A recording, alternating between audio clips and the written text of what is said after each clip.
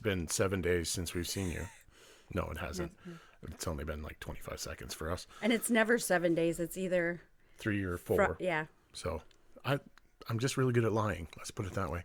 We haven't changed. Well, actually, I have changed a lot over the years. No, I just meant I'm a lot fatter.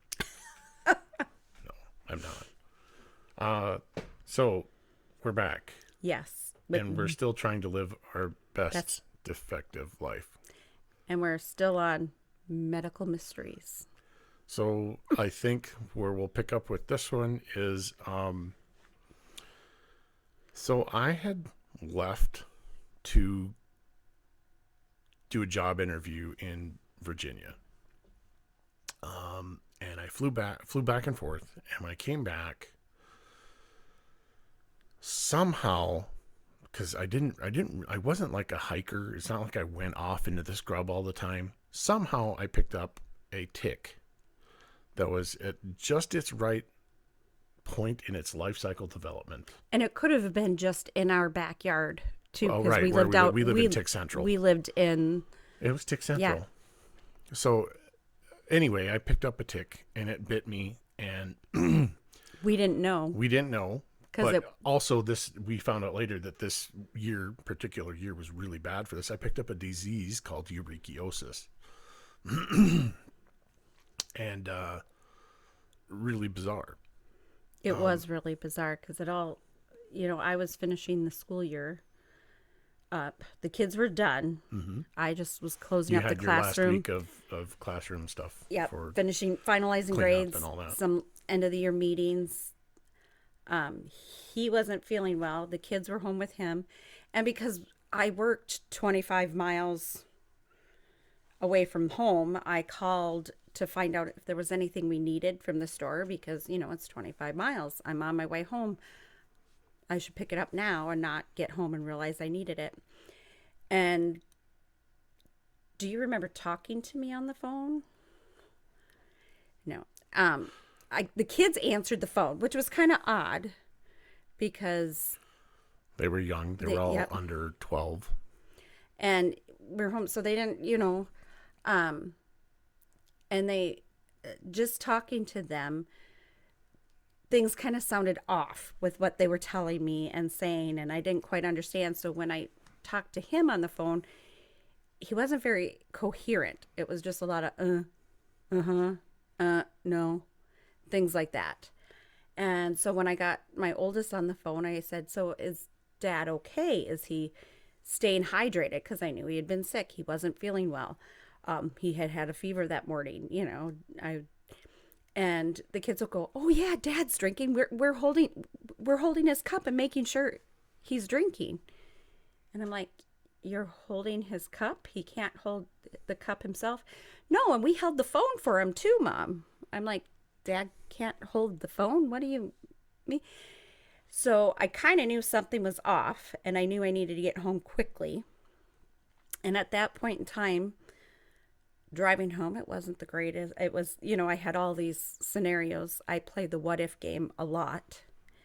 So I had these different scenarios, and I knew I needed to get him to the hospital. So before I left school, I talked to the teacher across the hall, who is a very good friend of mine.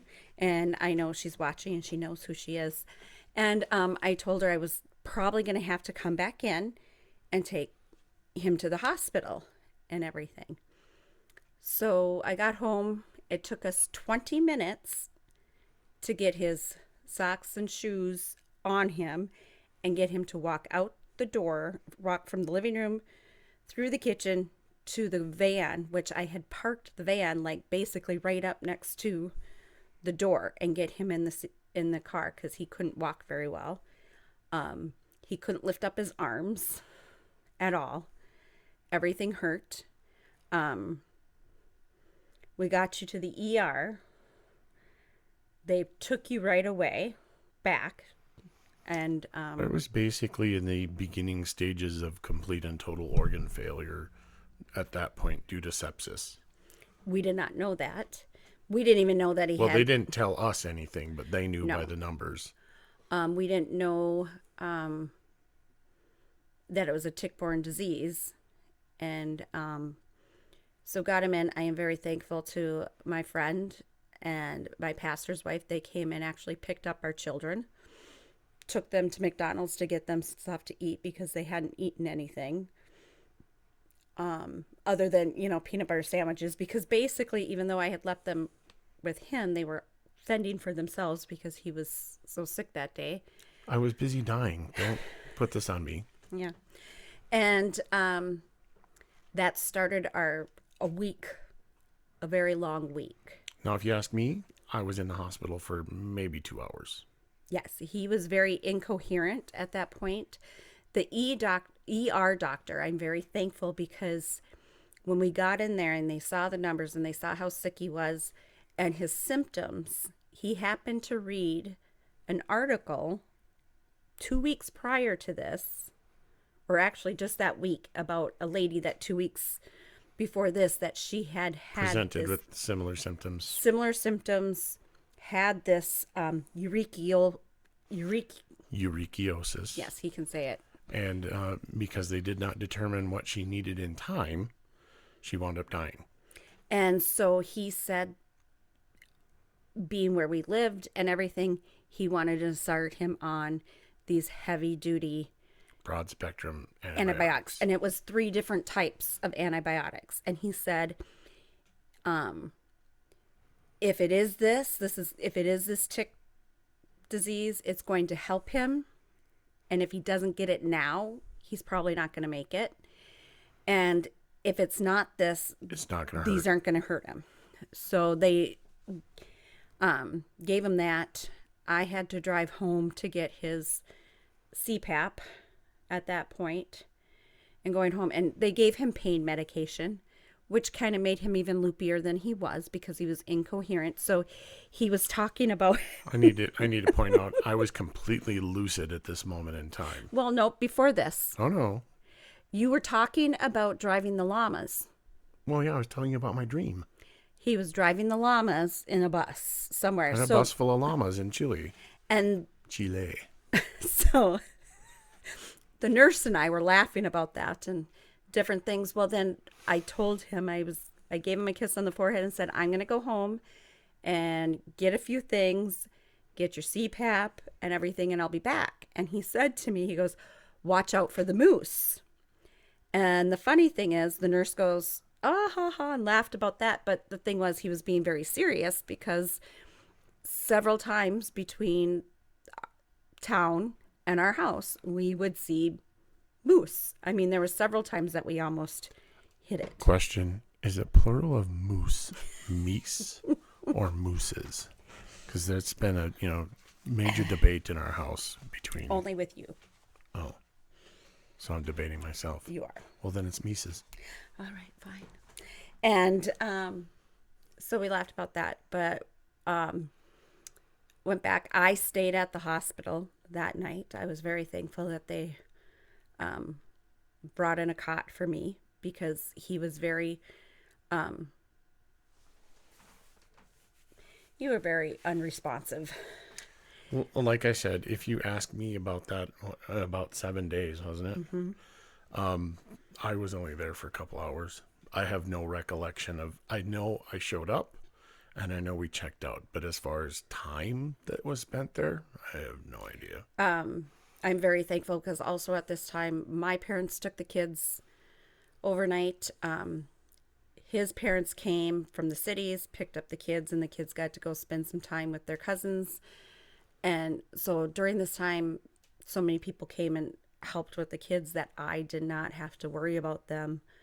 And I could just focus on him because most of the nurses were great, but there was one nurse that was not very good. She didn't like me. I don't know why.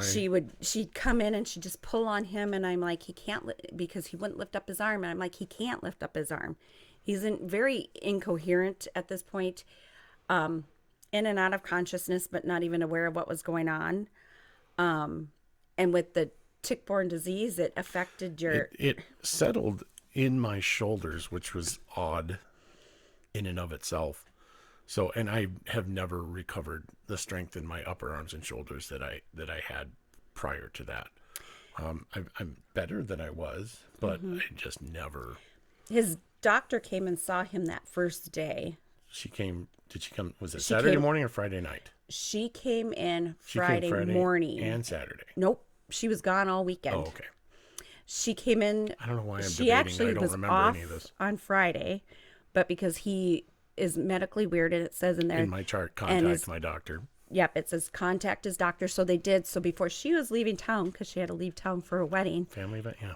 she stopped in to see him, check in on him, because actually all of his numbers, his kidneys, his liver, everything was shutting down. All the numbers, it wasn't good, and so she said, they do have my number to call me if they need to over the weekend. I don't think they ever did because she never said that. But later on, when he was going back in after this was all done and went back in for some checkups and follow ups, she said she honestly thought when she left Friday that when she came back Monday, she would find out that he had died. She would be filling out forms related to my death and what had happened. Not getting ready to release me in a few days. Yeah. So there was a lot of talk that at one point they were talking if his kidney numbers didn't improve by a certain time, they were going to transfer him to a different hospital, bigger hospital, because they would have to start to do dialysis and looking at that. It was a very rough few days, week. It is kind of a blur to me too at different times.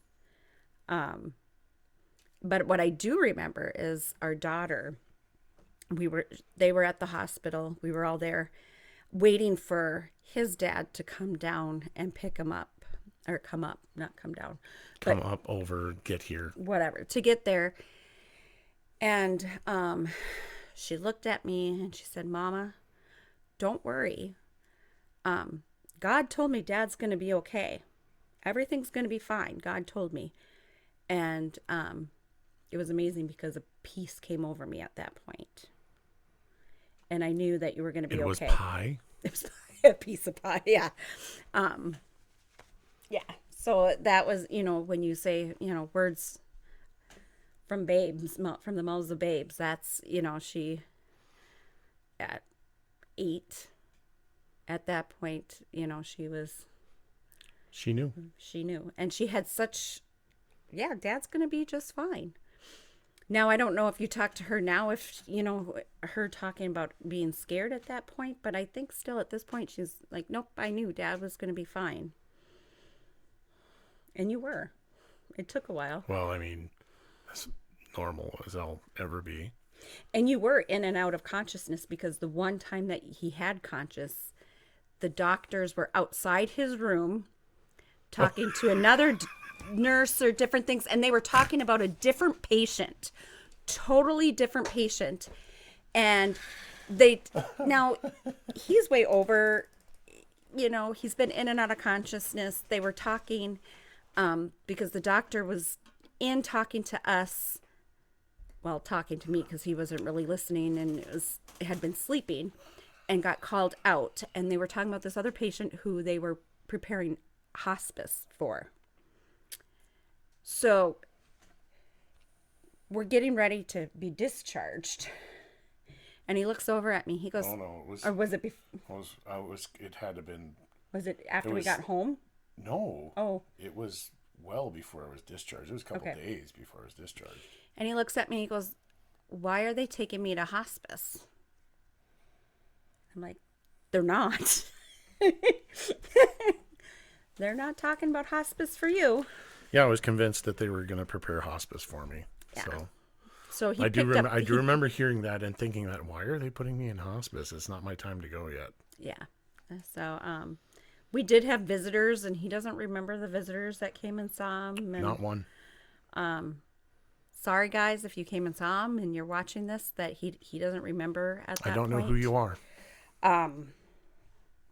We had several people from our church and different stuff. So So My college roommate. this seems like a good place to end on this one. Me not remembering anybody. So yeah. Well, I don't know. We've got 2 or 3 more scenarios to hit on. Yep. So So this is medical mysteries. this is number. How many numbers is that? That's 5. This is 8. 7, 8, 8. Episode This is 8. Yep. Episode 8. Of living our best defective life. You'll get it out eventually. And I'm Shannon. And I'm Scott. And have a great life.